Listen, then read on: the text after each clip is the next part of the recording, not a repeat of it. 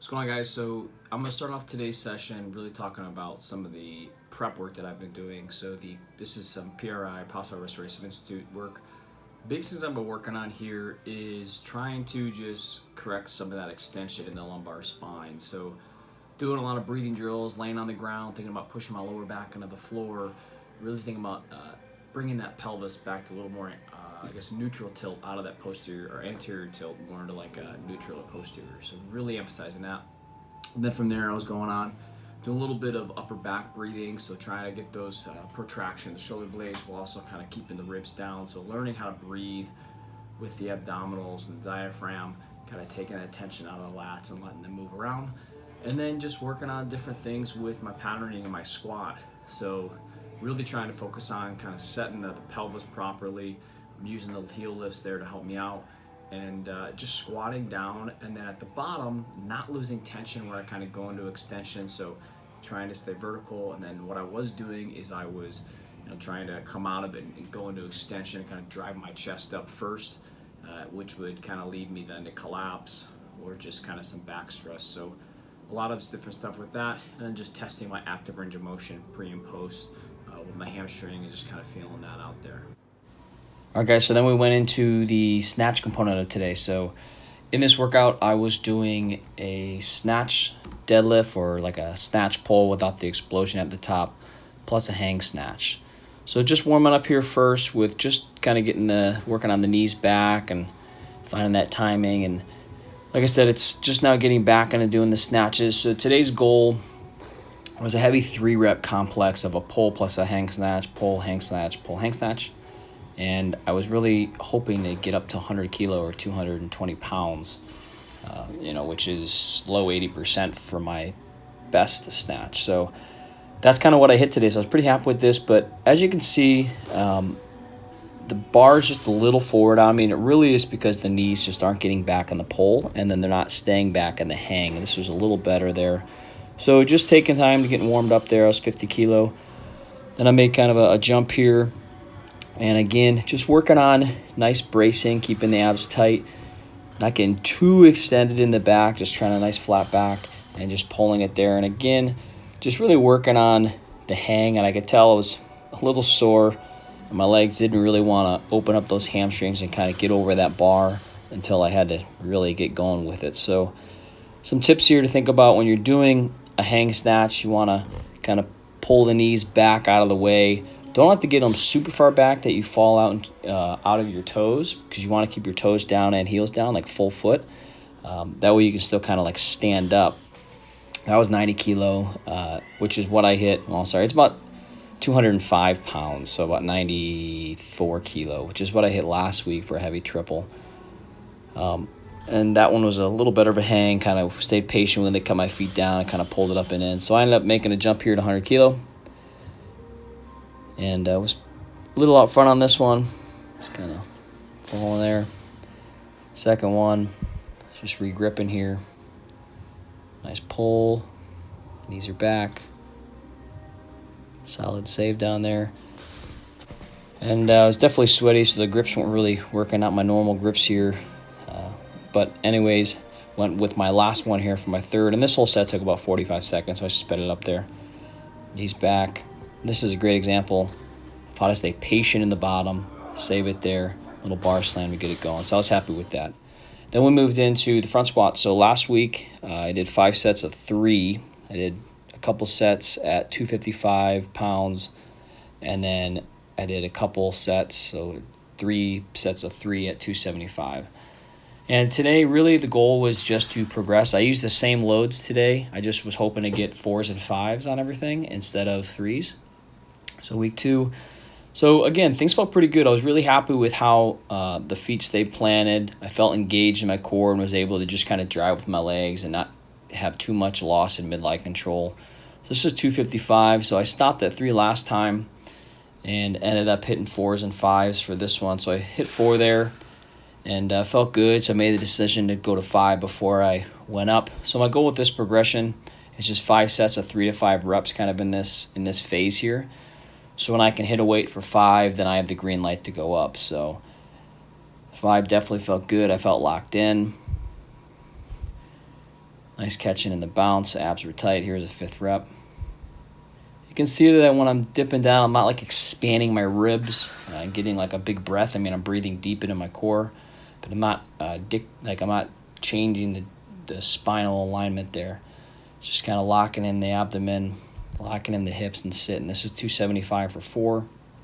So a lot of those prep work, if you guys are curious to see what I was doing, the prep work that I had where I was on the ground doing a lot of the breathing, trying to push my lower back into the floor, that really helped there because I was really engaging, could really breathe into the belt. And then the heel elevated squat, taking that kind of feeling of breathing and not going so much in a lumbar extension, locking it down, and then just kind of sitting straight down, bending the knees, keeping the heels down. That really helped too. So I was really happy with these, and a buddy's been showing me some different PRI work just to kind of work on myself and to be able to do that. So I was happy with this. Definitely still have to work a little bit on my upper back.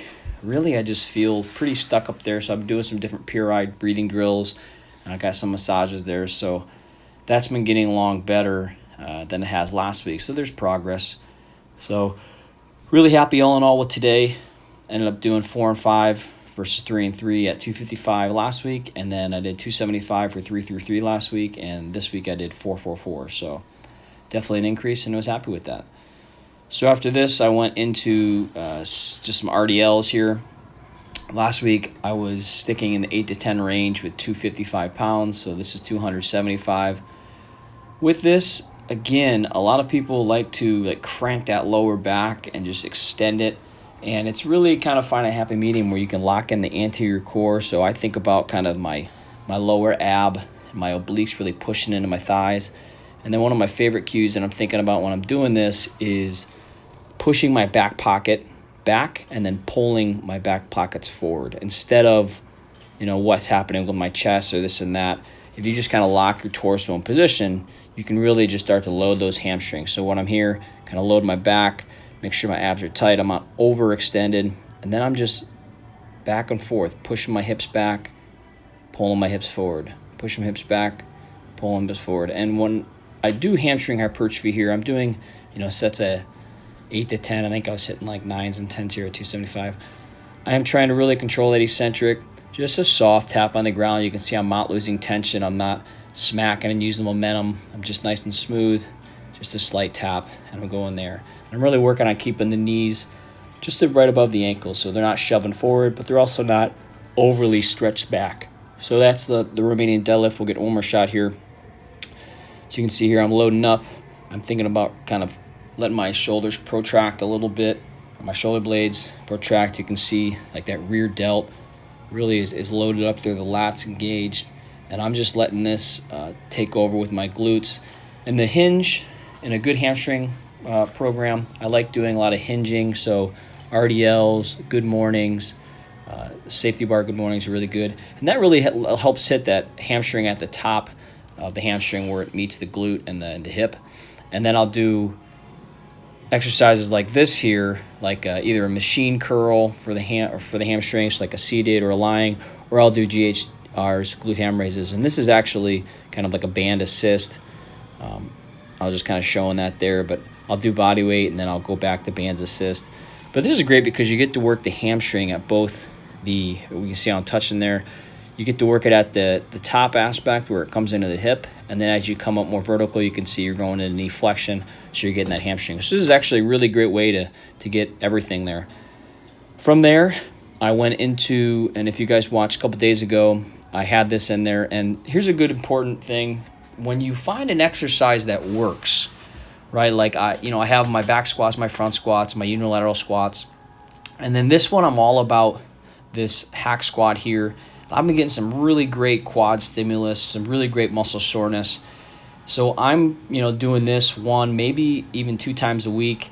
I do have a belt squat there, so I might start doing belt squat once a week and this once a week. But I love this exercise, so I ended up, I was supposed to do kind of like a leg press. Didn't have it there, so I stuck with this. So with that, what I was really working on was just kind of a narrower stance, locking in, keeping my knees from shoving out too much so I could just kind of work the VMO, the vastus medialis, and just really work on that. kind of inner sweep of the quad. And then my wife there helped me do a little bit of a drop set or a strip set. So again, that was about 290 or 300 on there, and then we took off one plate and dropped it down to a little over 200 to just really get that nice hypoxic, little metabolic action there on there, try and get some muscle soreness, some metabolite buildup. So that was that. I got caught there almost. I had to drive through. So that was basically leg day to start out the week. I like doing leg day in the beginning because then I can kind of recover, and by Thursday or something, I'm able to smack it again. So definitely a good pump there.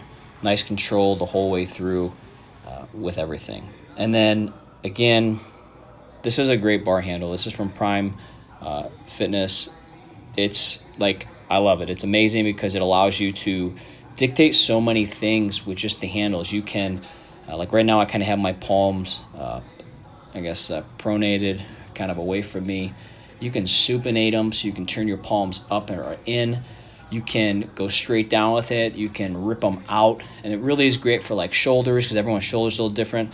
So I was just, kind of using a little bit of body English at the end there.